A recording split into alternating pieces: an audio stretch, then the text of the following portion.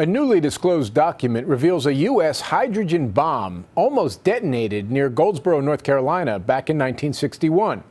And according to a new book by the author Eric Schlosser, Command and Control, that near miss is not an isolated event. In fact, far from it. The Pentagon has issued an official list of broken arrows, of serious weapon accidents that could threaten the public. And there are 32 accidents on that list. I found that 32 is actually a small fraction of the number of accidents that occurred.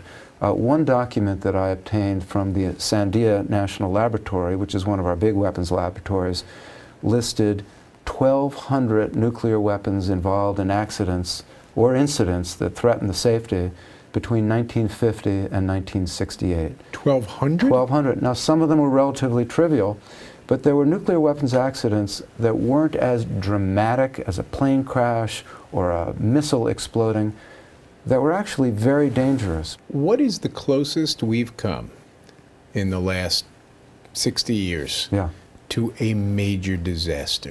In 1961, in January, there was a B-52 bomber that started leaking fuel. While it was preparing the emergency landing, there was a weight imbalance, and the plane started to break apart midair. There were 2 hydrogen bombs on the plane, and as the plane was breaking apart midair, there were so many wires that if one of those wires had crossed with the arming wire of the bomb, there would have been a full-scale detonation of this hydrogen bomb in North Carolina. There would have been huge firestorms, and the lethal radioactive fallout could have extended as far north as Washington, D.C. You're not just documenting in your book close calls in the past. Yeah. You are saying this is also a problem that continues to confront us presently.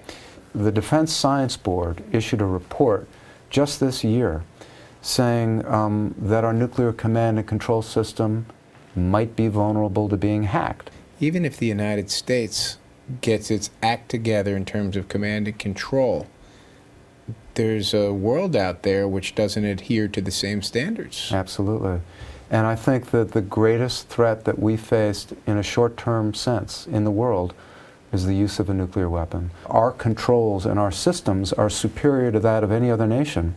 But when you look at the long list of accidents and near misses that we've had, despite our expertise, it gives you an enormous pause about other countries like Pakistan, India, North Korea having nuclear weapons.